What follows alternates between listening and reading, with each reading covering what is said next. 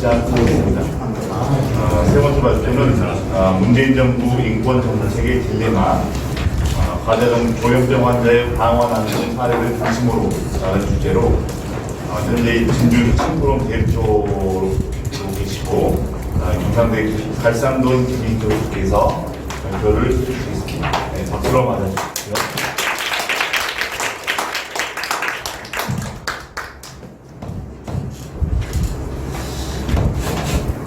이 발표를 이렇게 맡게 된 거 아까 말씀을 하셨는데, 사실 발표 담당을 하는 게 사실 권력 구조에 의해서 결정된 겁니다. 우리 배진석 교수님도 그렇듯이 그냥 전화를 해가지고 좀 하시겠냐 이렇게 하면은 못하겠다고 할 수 없는 이러한 미묘한 권력 구조에 의해서 저도 수락하게 됐고요. 정말 괴로운 거는 정말 배진석 교수님하고는 비교할 수 없을 정도로 저는 정말 괴로웠습니다. 왜냐하면 제가 현실 정치권으로 들어와서 한 지금 거의 1년 반 동안 거의 책을 놓고 살다시피 하고 있는데, 갑자기 이렇게 논문 발표를 하려고 하니까 정말 부담스럽고 스트레스가 많더라고요. 그래가지고 정말 힘들었고요. 그래서 제가 마감 시간을 넘겨서 좀 부탁을 드려서 겨우겨우 밤을 새다시피 하면서 이렇게 했는데, 사실 학술적인 논문을 준비를 하고 그렇게 했어야 되는데, 제 논문은 어떻게 보면 제가 지금까지 했던 그런 정치학의 기본 파벌이라든지 권력 분립이라든지 또 헌법이라든지 이런 내용하고는 조금 거리를 두고 제 입장과 처지를 충분히 반영한 그런 논문 주제를, 연구 주제를 잡았습니다. 제 입장이라는 것은 2005년도부터 제가 연구자로 살다가 촛불 집회가 나면서 또 촛불 시민으로서도 행동을 했고, 그것이 끝나고 나서 현실 정치판에 뛰었던 행위자로서 과연 이런 민주주의 과정에서 아까 첫 번째, 두 번째 발표하셨던 그런 정권이 주기적으로 교체가 되고 또 선거 제도가 바뀌고, 과연 그렇게 된다고 해서 우리의 삶이 바뀔 수 있을까? 결국은 삶을 바꾸는 것은 정치인들이 그런 것들을 해줘야 되는데, 제가 정치를 현실적으로 지금 한 2016년부터 뛰어들까 말까 하고 이렇게 발을 걸치면서 살아오고 난 뒤에, 현실 정치인들은 상당히 우리 삶을 바꾸는 데는 조금 능력이 없거나 관심이 없거나 좀 무책임하다 하는 생각을 저는 갖지 않을 수가 없습니다. 이번 진주 참사만 해도 지난 4월 17일 발생한 뒤에 대부분 사람들 다 잊어버렸어요. 연구 발표도 지금 좀 시간 지나면 나올지 안 나올지 모르겠습니다만, 현실 정치인들도 땜질식으로 그냥 몇 가지 법을 개정하겠다 이렇게 얘기 나왔고, 그런 거 있지만은 사실상 언론에서도 이제 관심이 점차 줄어들고 있고, 더더구나 더 큰 문제는 과연 제2의 안인덕 사건이 났을 때 우리가 거기에 대해서 충분히 이제 대응할 수 있을 정도의 시스템을 갖추고 있는가 하는 부분에서는 심각한 자성과 좀 반성을 할 수밖에 없는 그런 상황이 있다고 말씀을 드릴 수 있겠습니다. 제가 이 문제를 접근을 하면서 사실상 좀 저널리스트적인 그런 관점으로 접근하는 면이 강합니다. 왜냐하면 이 부분이 학술적으로 연구된 부분이 별로 없고, 제가 지난번에 시청에서 진주 지역의 국회의원이 이 문제를 주제로 세미나를 열었는데, 사실상 충분한 검토와 연구 끝에 나온 그런 것보다는 좀 적극적으로 한 것이라서 거기에서 어떤 대응책이 나오고 앞으로 그런 사건들을 두번다시 우리가 겪지 않아도 되겠다 하는 그런 느낌을 받기에는 충분한 토론도 없었고 연구도 좀 미비했다라고 저는 생각을 합니다. 그런 측면에서 저는 나름대로 이것을 현실 정치를 하고 있는 사람의 입장으로서 그리고 또 연구자의 입장에서 이걸 어떻게 해야지 여기에 대한 대응책을 마련할 수 있을까 하는 고민을 하게 됐고 그 고민에 일단은 여기에 아주 초보적인 그 기초 자료로서 연구 시간을 따지면요 부끄럽습니다만 이게 한 3일 정도 그냥 두문불출하고 그냥 처박혀서 자료를 보고 쓴 것입니다.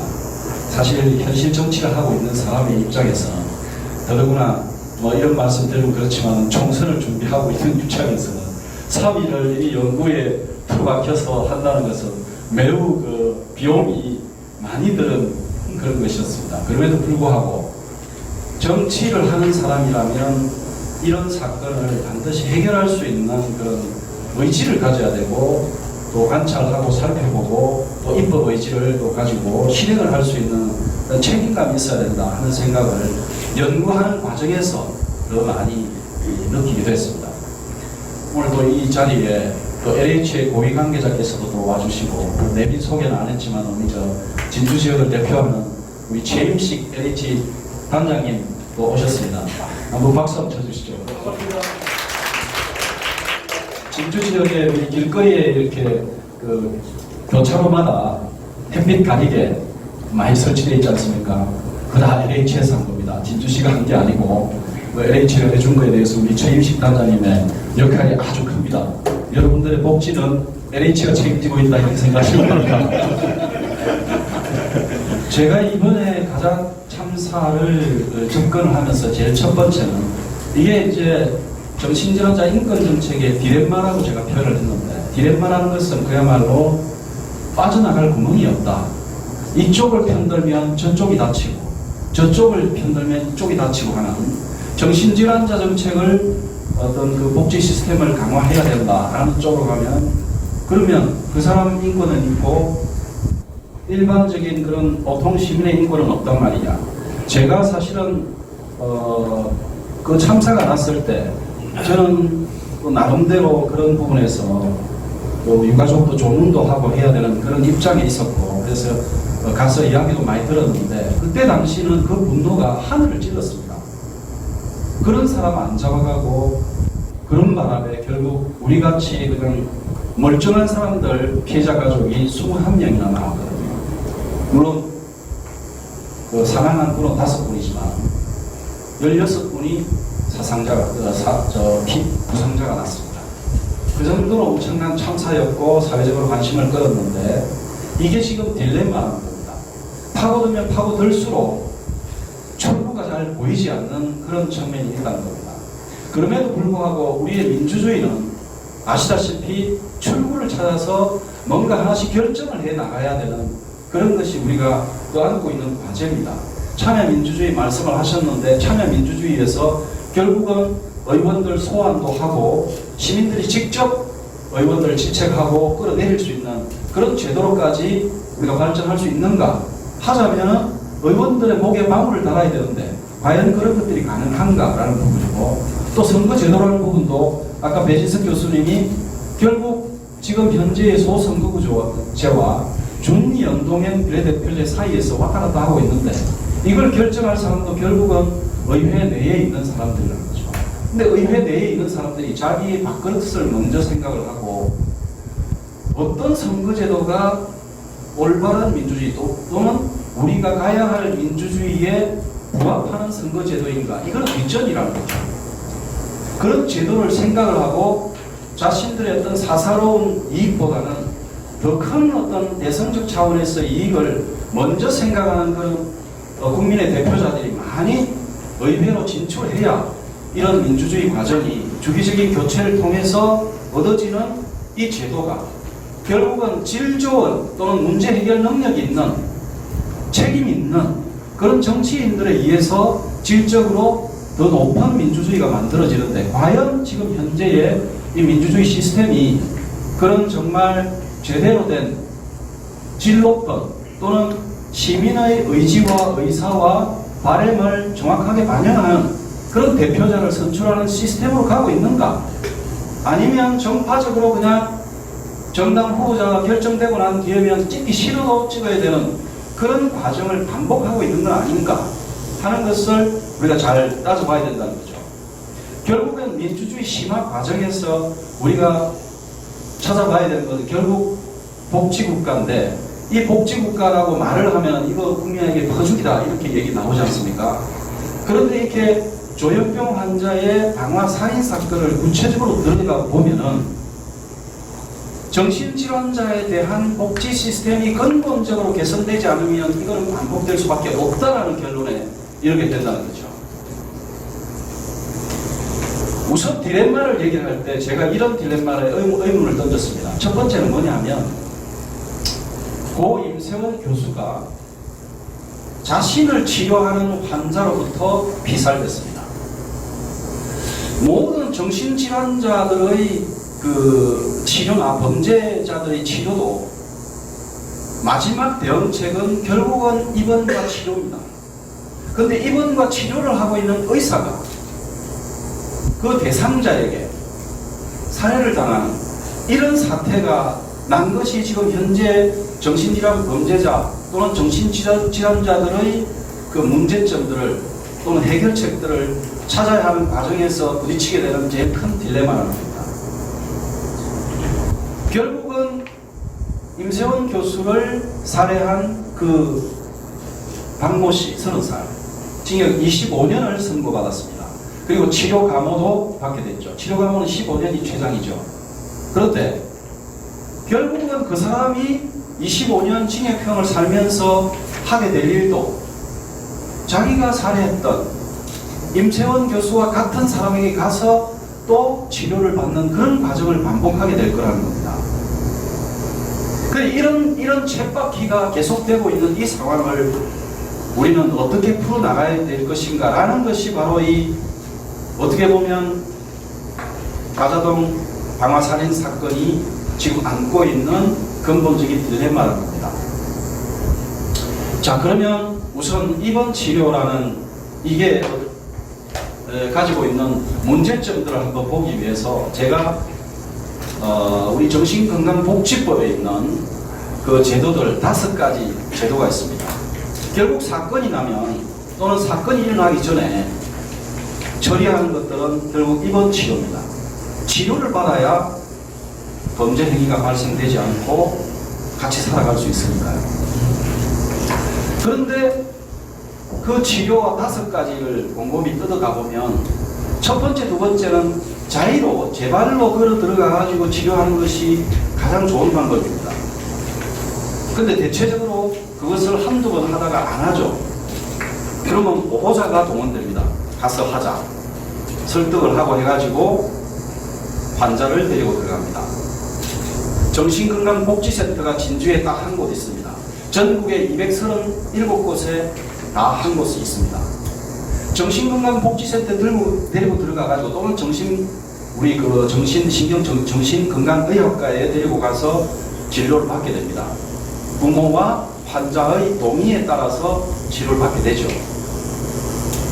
그 두 가지는 비교적 범죄가 질환으로부터 발생되는 그런 범죄는 사실 희박합니다. 근데 문제는 이제 강제 입원을 해야 되는 대상자로부터 발생합니다. 강제 입원을 해야 되는 대상자는 3가지 입원 방법이 있는데 그 3가지는 우선 부모의 동의, 2인 이상으로 늘어납니다. 그때는 환자 본인의 동의가 없어도 되는 것입니다. 이 3가지는 강제 입원은 환자 본인의 동의 없이 할 수 있는 3가지인데 보호자 2명 이상이면 됩니다. 그렇게 해가지고 강제 입원을 해서 최장 2주 동안 첫 번째 진단을 받을 수 있도록 되어 있죠. 보호자에 의한 입원입니다. 보호 입원이라고 하는 41조인가요? 그렇게 되어 있고요. 비교적 그렇게 보호자가 강제로 하는 그런 것일지라도 보호자가 입원을 시켜서 치료하게 하는 것은 사건이 범죄 행위가 발생될 가능성이 낮습니다. 4번째, 5번째는 이제 본인이 입원을 거부해가지고 있는 경우에 생기는 행정입원과 응급입원 두 가지입니다. 우리가 안인덕 씨 같은 경우에 행정입원과 응급입원 두 가지를 써서 했어야 되는데 그게 작동하지 않았습니다. 행정입원은 지방자치단체장이 시키는 것이 행정입원입니다. 물론 지방자치단체장이 무조건 하는 게 아니라 경찰관이 정신건강의학과 정신건강 전문의에게 요청을 하고 정신건강 전문의가 지자체장에게 요청을 해가지고 지자체장이 119나 경찰관 동원해가지고 입원을 시키는 그런 방식입니다. 이때도 첫 번째 진단을 할 때는 2주 동안 가능합니다. 지금도 얼마든지 본인이 동의하지 않아도 이렇게 강제 입원할 수 있는 방법이 있습니다. 그 다음에 또 마지막으로 이제 입원할 수 있는 경우는 이런 지자체장이나 또는 정신건강 의학과 전문의의 요청이 없더라도 그런 정신질환 범죄 행위를 하려고 하는 위험한 또는 자타해 위험성이 있는 행동을 보일 때 그것을 발견한 사람, 제3자 누구든 요청을 해서 할 수 있습니다. 경찰에 112 신고해가지고 경찰이 오면은 경찰이 데리고 갈 수 있습니다. 이때 중요한 것은 응급입원 같은 경우에는 정신질환자로 추정되기만 해도 사실 가능합니다. 예컨대 지난번에 올해 들어서 7번의 신고가 주민으로부터 가자 아파트에 신고가 경찰에 접수가 됐습니다. 그럼 경찰이 나왔지 않습니까? 그래서 신고자의 진술을 들었습니다. 진술을 듣고 하는 행동이 이거 정상적인 행동이 아니다. 정신질환자로 추정된다라고 경찰관이 판단을 했다면 아마도 정신건강의학과에 부탁을 해가지고 또 119를 불러서 경찰관은 데려가서 입원 치료를 하게 할 수 있습니다. 그때는 72시간만 정신건강의료기관에서 진단을 받게 할 수 있습니다. 72시간 지난 뒤에도 더 이상의 진단이 필요하다 싶으면 그때는 연장을 할 수 있습니다. 그 연장은 2명 이상의 정신건강의학과 전문의의 동의가 필요합니다. 그럴 때는 그 해당 의료기관의 전문의와 다른 소속기관의 전문의가 동의를 같이 해가지고 조금 까다로워집니다. 그러나 어찌됐든 응급입원이라는 것은 긴급한 상황에 데리고 가서 진료를 받게 할 수 있는 위기 상황을 모면할 수 있는 제도는 얼마든지 있다는 것입니다. 그리고 지자체장의 책임이라는 것도 사실 굉장히 중요한데요. 우리가 이 입원 제도를 보면은 이 행정입원과 응급입원을 섞어서 쓸 수 있도록 되어 있습니다. 예를 들어서 최초로 발견한 사람이 시장이다, 또는 시장이 제보를 받았다, 또는 누군가로부터 시장이 얘기를 들었다. 굳이 그것이 의사가 아니고 그냥 제3자라도 시장은 응급입원의 대상자가 돼서 바로 불러들여서 할 수 있는 겁니다.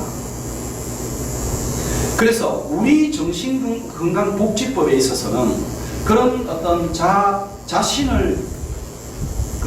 자신의 안전이나 건강을 위험에 빠뜨리게 하거나 또는 타인을 해할 우려가 있는 그런 사람은 응급입원 제도를 통해서, 그리고 응급입원 제도가 행정입원이나 보호입원으로 전환시킴으로 해서 이 세 가지를 더모여서 얼마든지 치료할 수 있는 제도가 이미 1995년도 정신보건법이 제정될 때부터 그것이 있었다는 것입니다.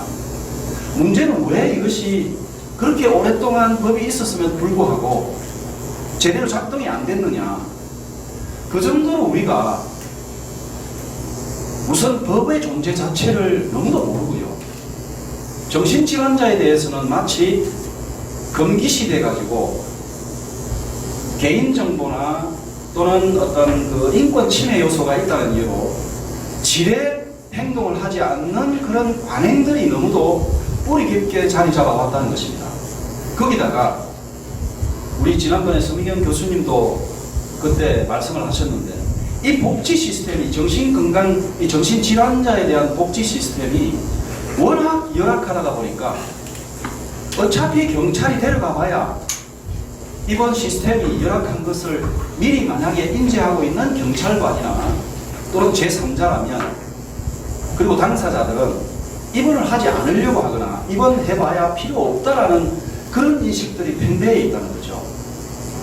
그렇기 때문에 이 지금 현재의 이 시스템으로는 당장 이제 위기가 발생했을 때 그 위기를 모면할 수 있는 시스템은 지금 법으로도 충분히 갖춰져 있는 건 사실이지만, 근본적으로 이 부분을 해결할 수 있는 시스템은 갖춰져 있지 않다는 것입니다. 더구나 이제 제가 이제 이것을 여기 이제 쓴 내용을 바탕으로 제가 추정을 한 것도 있고 취재를 한 것도 있고 이런데, 현직 경찰서장급의 사람들에게 전화를 해서 7번의 신고를 했는데 왜 이 사람이 2010년 사람을 상해를 시켜서 징역 2년에 집행유예 3년을 받았는데 그 전과 기록이 출동한 경찰이 전혀 알 수 없었느냐, 또 누적된 그런 신고를 전혀 경찰이 몰랐다는 것이 그게 가능한 얘기냐. 경찰 입장엔, 경찰 얘기는 그렇습니다. 7번이 신고되든 10번이 신고되든 나갈 때마다 경찰관이 다를 수 있다. 그 다음에 문제는, 더 큰 문제는 이렇게 나갈 때마다 다른 이런 사람의 신고 횟수가 경찰 전산망에 전혀 집계가 누적이 되어 있지 않다는 것입니다. 거기다 또 한 가지 더 큰 문제는 2010년도 이 사람이 상해를 입혀서 재판받은 결과에 판결문에 이런 게 있습니다. 이 사람은 정신분열증으로 인하여 상황 판단 능력이 없다라는 것이 판결문에 있습니다. 그때 당시에 치료 감호를 받고 집행유예로 풀려났습니다. 전과 기록에 이미 정신분열증이라고 기록이 되어 있습니다. 그때는 조현변이라는 이름이 아니었고 정신분열로 이렇게 나와 있습니다. 그런데도 불구하고 이 사람의 전과 기록과 당시의 판결문의 핵심 내용, 정신분열로 인한 어떤 범죄 행위, 이런 기록도 경찰에 전혀 포착이 되지 않았다는 것입니다. 그러면 도대체 어떻게 돼야 경찰이 이 사람이 신고가 들어갔을 때 조회를 해서 이런 전과 기록이 조회가 되느냐. 입건을 해가지고 이 사람을 검찰에 넘긴다고 하고 검찰에 넘기는 송치 단계에서 그때서야 판결문을 읽고 조회를 할 수 있다는 것입니다. 그러니까 지금 현재 이 상태가, 지금도 물어보면 전혀 이걸 법을 고치려고 하지도 않고 고치는 데 있어서도 여러 가지 문제가 발생합니다. 어떤 문제가 발생하냐면, 일단은 정신병력을 치료한 경력은, 그 기록은 본인의 자발적인 동의가 없으면 또는 보호자의 동의가 없으면 정신건강복지센터든 정신병원이든 그런 것들을 기록을 하지 않는다고 하는 겁니다. 그래서 현실적으로 한 15% 정도만 자기가 정신병력을 치료한 그런 기록을 남긴다고 한다는 거예요. 왜 그런 일이 발생하냐면, 우리가 정신건강복지법에 보면 정신질환으로 인해서 어떠한 사회적 차별도 받지 않는다고 되어 있지만, 현실적으로 정신병력이 정신과나 또는 우리 정신건강복지센터, 저 문산에 있죠. 거기에 기록이 되고 모든 것이 기록이 되어 있는 순간 어떤 형태로든 그런 것들이 개인정보가 새 나가면 취업을 한다든지 어떤 사회적인 활동을 하는 데 있어서 큰 차별을 받게 된다는 겁니다. 우리 사회의 편견이 그 사람들이 정신치료 경력을 남기지 못하도록 해놓았다는 겁니다. 그렇기 때문에 모든 정신과 치료 경력이나 치료 이력을 남기자면 사회적인 차별이라든지 취업상의 또는 어떤 사회적 활동에 있어서의 그런 차별들이 엄격하게 금지되는 것들이 동시에 갖춰져야지 이런 것들이 기록으로 가는데 동의가 될 수 있을 것이라는 거죠. 그렇기 때문에 이 딜레마가 정말 풀어나가기가 힘든 그런 과정이라는 겁니다. 그럼에도 불구하고 우리는 이번 사건이 일어난 이 과정을 살펴보면서 정신질환자의 그 어떤 상황을 그 인권을 더 중요시하고 그 문제를 푸는데 더 편중되면은 그 사람들이 혹시나 저지를지도 모르는 자타의 위험 행동을 제지할 길이 없어진다는 것이고, 또 가사동 사건에 일어났던 그런 사람들을 더 우선시하게 되면 정신질환자들이 현재 이런 어떤 팽배한 사회적인 편견에도 불구하고 우리가 그 사람들의 정신병력 기록을 모든 의료기관에 다 등록해가지고 하게 할 수는 없다는 것입니다. 경찰이 저한테 한 얘기가 그겁니다. 경찰 전산망에 또는 경찰이 현장에 출동했을 때 정신건강복지센터의 치료 경력이 모두 다 기록이 되고, 자기들이 도저히 이거는 누적된 그런 그 신고 횟수가 누적되어 있다는 것이 경찰 전산망에 출동한 경찰에게는 모두 다 정보가 공개되고, 그래서 경찰관의 판단으로 7번이나 출동한 상황에서는 정신과 기록이 있는지를 확인해야 되겠다는 차원에서 정신건강복지센터에 전화해가지고 이 사람이 과거에 2011년부터 2016년까지 64회 이 사람은 진료를 했다는 기록은 있다고 합니다.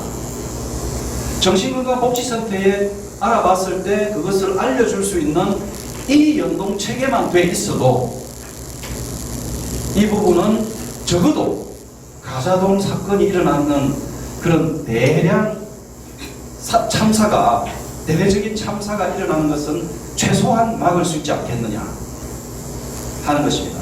그래서 저는 이런 어떤 첫 번째로는 이런 참사를 막는 그런 긴급한 조치로서의 우리가 당장 해야 될 것, 그리고 근본적으로 정신질환 범죄를 막기 위해서 우리가 해야 될 것, 이것을 둘로 나눴을 때 당장 우리가 해야 되는 것은 지금 현행 법은 이미 다 갖춰져 있다. 따로 법을 만들 필요도 없는 상황이라는 얘기입니다. 우리 지난번에 지역의 국회의원이 정신질환자가 자발적으로 입원을 하지 않으려고 하기 때문에 정신과 의사를 데리고 방문 진단을 할 수 있는 법을 만들겠다라고 개정안을 제출했다고 대표 발의했다고 나왔어요. 그런데 실제 방문 진단을 한다는 것은 불가능하거나 비현실적입니다. 왜? 그렇게 의사가 그런 일이 있다고 해가지고 정신건강의학과 전문의가 방문 진단을 할 수 있을 정도로 남아도는 게 아닙니다. 병원에 가만히 앉아서 수십 명을, 수백 명을 받아야 될 그런 사람이 현장 가서 방문 진단을 하고 그럴 여유가 전혀 없다는 거죠. 오히려 응급입원을 통해서 당장 119 불러서 또 경찰 대동하에 응급입원 시켜서 72시간 동안 위기 상황을 모면할 수 있는 그런 진단을 하고, 별 문제가 없을 때는 풀어주고, 더 신청적인 또 더 정밀한 진단이 필요할 때는 3개월간 연장을 할 수 있고, 또 3개월 연장을 할 수 있고, 그 다음부터는 6개월씩 또 연장을 할 수 있습니다. 물론 그때는 입원 적합성 심사위원회라는 걸 구성회가 있거든요. 거기는 국립 의료기관 정신병원장 있죠. 장의위원장이 돼가지고 하는 그런 엄격한 심사 구조가 또 돼 있긴 합니다. 물론 그런 어떤 절차 자체가 연장할 경우에는 쉽지는 않지만, 그러나 이런 것들을 더 활성화시킬 수 있다면 현행법으로도 얼마든지 가능하다는 거죠. 그것이 현재의 적극적으로 우리가 할 수 있는 그런 조치들이고요. 보다 근본적으로는 현재 우리 보건복지 예산상 1.5%에 불과한 이런 정신건강복지 비용 체계를 더 확충해가지고 OECD 국가 평균이 5%라고 하는데 5% 수준으로 가서 정신건강복지센터가 지금 진주에 한 곳이 있는데 이 한 곳에 한 명이 180명의 정신질환자를 보고 있다는 것이 지금 현실이라는 거죠. 180명이 본다는 것은 정신질환자 같은 경우에는 사실상 입원실에 혼자 있는 시간이 대부분이라는 겁니다. 입원해서 정신질환자가 혼자 있다는 것은 거의 치료하고 있지 않다는 것하고 똑같은 얘기입니다. 그냥 가둬놓고 묶어놓고 격리하고 있다는 그 이상 다른 얘기가 아니라는 거죠. 그렇기 때문에 정말 현실적으로 우리가 보다 근본적으로 이런 문제들을 해결하기 위해서는 정신건강복지센터에 일하고 있는 그런 상담요원이, 전문요원이 사회복지사라든지 심리상담사라든지 이런 분들이 대부분 다 비정규직으로 되어 있는데 이분들이 다 자주 교체가 돼가지고 정신질환자 진주에 있는 사람들이 치료를 받으러 갔을 때에 사실상 상담자들이 자주 교체돼가지고 이 사람이 어떤 사람인지 전혀 어떤 그 친분관계가 없는 상태에서 새롭게 또 보고 정신질환 치료에 가장 중요한 것은 자주 접촉해가지고 마치 가족처럼 그 사람들을 케어할 수 있는 그런 상태로까지 가야 최소한 3년에서 5년 정도는 똑같은 사람이 상담을 하고 치료를 해야지 그 사람의 그 상태를 그 사람의 입장에서 들어가서 치료할 수 있는 그런 시스템이 된다는 겁니다. 그렇기 때문에 이 정신질환 치료 시스템을 근본적으로 개선하기 위해서는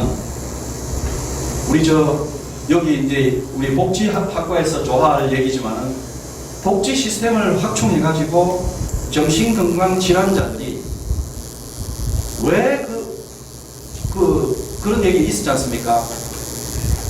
임세원 교수가 그 자신을 살해한 그 박모 씨라는 사람은 부모의 학대와 또 학교의 그 왕따, 괴롭힘 이런 것들로부터 자라나는 사람이라고 이야기를 엄마가 했지 않습니까? 그리고 어릴 때 이혼을 했고요. 그런 어떤 그런 그 오랜 그런 그 뭐랄까요? 트라우마가 있는 사람에게는 그걸 치료하기 위해서는 거기에 못지않은 섬세한 치료와 또 장기간의 치료가 필요한데 현재의 시스템은 그런 것들이 불가능한 구조라는 겁니다. 그래서 실질적으로 필요한 것은 그런 부분에서의 어떤 그 복지 확충이 긴급하게 우리가 해야 될 그런 문제라는 걸 말씀드리면서 제 발제는 이것으로 마치겠습니다. 고맙습니다.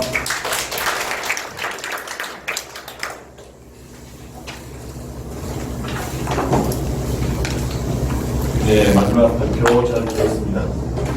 네, 지금 그 시간이 넉넉하지는 않기 때문에 저희가 이제 패널 토론을 하기보다는 자유 토론 형식으로 말씀을 해주시면 됩니다. 예. 마이크 켜야 되겠습니까? 마이크, 네.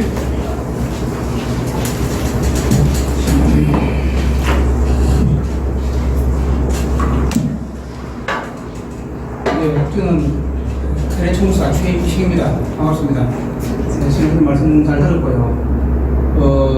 좋은 논문 중발표에 좀 감명 있게 공부 잘했습니다. 우선 딱 두 개만 정리하겠습니다. 윤석열 선생님께 우선 SNS가 참여민주주의에서 별로 그렇게 유명하지 않다 그런 평을 제가 읽었습니다. 우리가 촛불을 들 때 그 다음 단계의 민주주의를 생각할 수는 없을 것 같습니다. 제 생각에는 무슨 긴급한 비헌법적 행위에 대한 제도가 급한 것이지 최장기 선생님이 말씀하시는 그 다음 단계의 민주주의를 우리가 생각할 수 없을 것 같습니다. 그러면 SS나 촛불을 들 때, 활동을 할 때, 그러면 어떤 대안을 가지고 우리가 촛불을 들어야 되는지에 대해서 좀 설명해 주시면 좋겠고요. 그 다음에 우리 팔상동 박사님 잘 알고 한데 그건 질문은 아니고 학교만 제안 좀 드리면은 이번 가정 사태에서 저희 의료청소도 역할을 좀 크게 했습니다. 사실은 인사를 할 때 다 비용을 다 지원하고 또 문제로도 다 무료로 해드리고 그렇게 지원해드리는데 지자체에서 모금을 합니다. 이 모금들을 하는데 돈을 모자랍니다. 공무들이 와가지고 바퀴원들 돌아다니면서 사회복지부 운동모금에다가 돈을 좀 기부해달라고 합니다. 좀 매우 불쾌했습니다. 그 이야기가. 어떤 이런 아주 그 정부의 잘못된 행태에 대해서 어떤 시민들이 분노의 에너지가 있을 겁니다. 그런 분노의 에너지를 모아서 분출하고 그 다음에 대안을 마련하고 그 다음 단계로 발전할 수 있도록 노력해야 되는데 그런 에너지를 분산시켜가지고 단지 뭐 추모한다라든지 좀 나쁜 말하면 동정한다라든지 이런 형태로 그 에너지를 분산시키지 있지 않겠습니까? 그래서 모금하게 되면은 추후에 있을 또는 국가배상 의무, 국가배상 소송에서도 이게 어떤 그 다른 형태로 좀 적용할 수 있을 것 같은 그런 느낌이 들었고 해서 그 이 지자체나 정부의 형태에 대해서 있는지 한번 좀 준엄하게 한번 좀 심판 내지는 이렇게 해서 부탁한 게 제 생각인데 방송 봤더니 어떻게 되신지 이상입니다. 그럼 먼저 윤서인 교수님께서 말씀해 주시겠습니까? 감사합니다. 어려운 질문을 해주시는데 물론 그 촛불의 역할이 이제 뭐 시위죠. 시위 사회운동 시위의 역할이라는 것이 뭐 잘못된 권력에 대한 비판 저항 거기에 같이 있는 것이지. 그 대안적인 모습을 대안적인 권력을 어떻게 만들 것인가 뭐 거기까지 요구하지는 않습니다. 요구하지는 않는데 이제 다만 이런 거는 있죠. 우리가 1987년 지금 87년 뭐 헌법 그 개헌 논의 뭐 오늘도 배 교수님 잠깐 말씀하셨는데 87년 헌법의 한계 이야기할 때 우리가 그 절차적 민주주의에 대한 논의만 있었지 내용적 민주주의에 대해서 대표적으로 뭐 경제민주화라든지 뭐 인권의 문제라든지 기본권의 문제라든지 이런 부분들이 충분히 논의되고 반영되지를 못했다. 그래서 지금 뭐 헌법 개헌이 뭐 필요하다 그렇게 이야기를 하고 있는데 87년 민주화 때로 보면은 학생운동, 노동운동이 민주화운동의 주축 세력이었음에도 불구하고 헌법이 새로 만들어지는 과정, 그 다음에 민주정부가 들어오는 과정에 있어서 이 운동 세력들이 주장하는 가치, 뭐 이념, 주장, 뭐 이러한 것들이 제대로 반영이 되지를 못한 것이거든요. 그래서 아마 이번 촛불 같은 경우에도 박근혜 정부와 뭐 최순실에 대한 분노에 대해서는 모든 세력들이 다 공감을 하고 거기에 대해서 비판을 했지만도 사실 촛불이 몇 개월 동안 진행됐죠?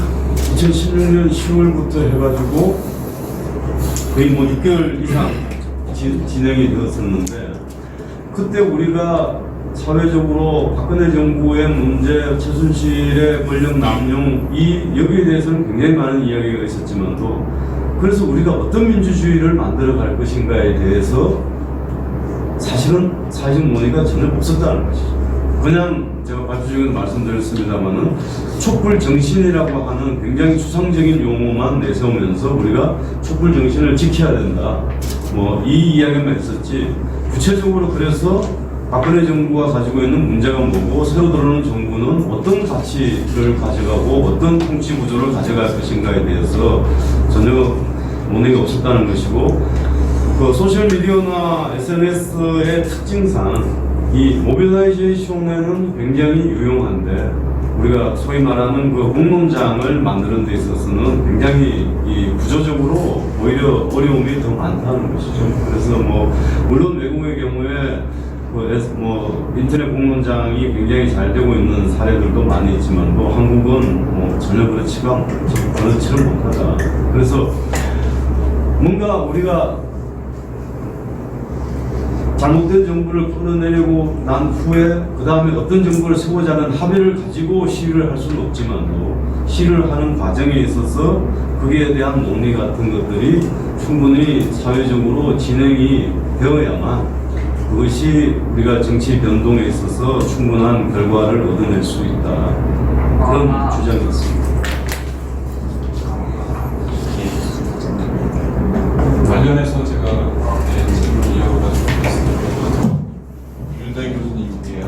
예. 예, 그러면 윤석열 교수님의 질문 받고 나중에 가요상돈 교수님의 얘기 드리겠습니다. 이게 너무 그냥 이쪽으로 말씀 주시죠. 촛불 시민 운동, 혁명이라고까지 말을 하는데 그것의 한계가 기존의 정권을 무너뜨리는 데는 유효하나 새로운 정권의 성격을 규정짓는 데는 영향을 주는 데는 부족한 것 같다. 이렇게 말씀을 증거로 이해를 했는데요. 기존의 그 시민사회 단체와 같은 경우는 기존의 정권을 무너뜨리는 데까지 영향을 주지도 못했고 어느 정도 영향을 줬을지는 모르겠지만 무너뜨리는 데도 영향을 못 줬고 새로운 정권의 어떤 성격을 규정하는 데에도 영향을 주지 못했는데 촛불 시민혁명의 경우에는 기존의 정권을 탄핵이라는 결과를 통해서 무너뜨려 내렸지 않습니까? 그런 경우에 새로 들어선 정권의 성격은 상당히 제가 볼 때는 그 시민혁명의 영향을 받은 성격이라고 봐야 좀 구분을 해야 될 것 같은데 그 중에 제가 재밌게 하나 본 것은 특히 문재인 정권 들어와서 첫 1년, 2년 동안에 보여준 그 국민을 향한 어떤 열린 마음이라든가 낮은 자세 그 중에 하나로 나타난 것은 뭐 국민 청원 제도라는 것들 이런 것들을 봤을 때는 기존의 그 어떤 정권보다도 국민과 눈높이를 맞추려고 하고 국민의 어떤 소통을 하려고 하는 그 노력을 더 많이 하는 그 정권이라고 보여지거든요. 물론 이게 문재인 정권만의 특수한 성격이라고 볼 수 있을지는 모르겠지만 그런 정권이 들어설 수 있게 되는 것은 결국 시민운동, 촛불 시민혁명 이것에 영향이 있었기 때문에 이렇게 그런 새로운 그 성격에 보다도 우리가 물론 아까 말씀하신 뭐 시티즌 파워까지 그런 그 민주적인 정권은 아닐지는 몰라도 기존의 정권보다는 보다 더 열린 정권, 보다 더 눈높이가 낮은 정권, 소통을 더 하려고 하는 정권을 만들어내는 데에는 역할하지 않았나 이런 생각이 저는 좀 드는데 어떻게 생각하십니까? 참 대단하게 불안한다.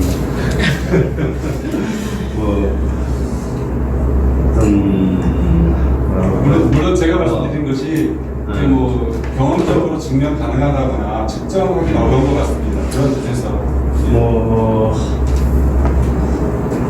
학술적 질문은 아닌 것 같습니다. 학술적 질문은 아니고 현 정부에 대한 제 개인적인 생각을 물으시는 것 같은데 청와대 청원제도가 이제 국민의 목소리를 듣고 국민과 눈높이를 같이 하는 제도가 아니냐 여기에 대한 답으로 제 생각을 말씀드리겠습니다. 글쎄요, 저는 그렇게 생각하지 않습니다. 그런 청와대 청원제도로 인해 가지고 과연 국민의 목소리가 정책이나 법을 만드는 데 있어서 얼마만큼 반영된 것이 있느냐. 국민들의 목소리를 표출할 수 있는 공간은 만들어줬지만도 그것이 실제 우리 정책이나 법의 설정 과정에 있어서 얼마만큼 그게 반영되었으나 했을 저는 좀 부정적인 생각이고 또 한편으로는 저뿐만 아니라 여러 군데서 이런 비판이 나오고 있는 걸로 알고 있습니다. 지금 청와대 정책 게시판에 올라가는 많은 내용들이 사실은 행정부가 가지고 있는 권한이 아니라 입법부에서 다뤄야 될 권한들이 지금 행정부인 청와대 게시판에 올라가고 있다. 물론 입법부가 그 역할을 제대로 하지 못하니까 청와대가 했다고 할 수 있지만도 이거는 권력을 과연 국민들에게 준 것인지 아니면은 오히려 행정부가 입법부를 우회하면서 권력을 더 집중시켜 놓은 것인지에 대해서는 어떤 취지는 어떨지 몰라도 결과적으로 어떤 것인가는 저는 조금 다르게 생각하고 있습니다. 요 정도만 하겠습니다. 저도 그 이상은 다음 박상돈 이사 말씀해 주십시오. 우리 책 51페이지에 보시면은 거기 보면 강제 입원을 할 수 있는 종류를 3가지를 해놨습니다. 여기 보면 보호 의무자에 의한 입원, 자치단체장에 의한 입원, 응급 입원, 그리고 그 입원을 신청할 수 있는 사람 이렇게 나와 있는데 그 자치단체장이 시장, 군수, 구청장 그리고 특별자치시 세종시죠. 그 다음에 특별자치도 제주도입니다. 광역자치단체는 광역자치단체장은 해당이 안 됩니다. 그러니까 뭐냐면 여기에 행정입원의 책임자 중에서 자치단체장, 기초자치단체장이 있습니다. 근데 이번에 가서 참사가 일어났을 때 제가 뭐 개인적으로 이렇게 말씀을 드리는 거지만은 그 유가족하고 제가 이제 도와드릴 게 없는지 상담을 하는 과정에서 저도 사실 법을 잘 모르니까 변호사 두 분을 제가 소개를 시켜드렸습니다. 민주화를 위한 변호사 모임에 진주에 딱 두 분이 있습니다. 그 두 분 중에 한 분은 사천 가시고 한 분은 진주에 있어서 그 한 분을 모시고 상담을 해서 하는 과정에서 제가 진주시 부시장이 제 고등학교 동창이라서 바로 전화가 가능합니다. 근데 전화를 해서 진주시에서 해줄 수 있는 건 없나? 이 부분에 책임져야 될 것은 없나? 라고 물었습니다. 그럴 때 우리는 뭐 법적으로는 없지라고 얘기를 하더라고요. 그러면서 그러면 이번 사건에 진주시는 유가족에게 무엇을 해줍니까? 라고 했더니 장례 비용을 다 대준다더라고요. 1인당 한 3천만 원 정도 되는 장례 비용을 다 해준다고 하더라고요. 그런데 보시면 아시겠지만 자치단체장에 대한 입원이라는 게 정해져 있는 이 상황에서는 포괄적으로 자치단체장은 정신질환으로 인해서 일어나는 범죄 행위에 대해서 책임져야 할 법적 의무가 있는 겁니다. 그래서 실질적으로 시장은 피해자가 소송을 해가지고 진주시를 상대로 피해 배상을 해라라고 하면 법적으로 피해를 해야 될 의무도 좀 저는 상당히 발생할 거라고 봅니다. 그럼에도 불구하고 진주시는 뭐 보호 요청이 없었다. 진주시에 직접적으로 전화 온 것은 없다. 라는 이유로 사실상 그런 어떤 정신질환 시스템을 관리하는 것들을 그 네트워킹을 스스로 만들지 않았기 때문에 오히려 연락이 안 오고 그런 겁니다. 근데 그것이 원래부터 그 시스템이 만들어져 있었으면 정신건강복지센터에서도 연락이 오고 경찰관이 또 연락도 오고 해가지고 진주시에 그런 그 정신질환 범죄자에 대한 대응 체계를 구축해 있었겠죠. 그런데 아예 그런 시스템이 없다가 보니까 연락도 하지 않고 책임으로부터 빠져나갈 그런 구멍을 만들어 놓은 거죠. 어떻게 보면 포괄적으로 보면 이거는 직무유기라고 할 수 있죠.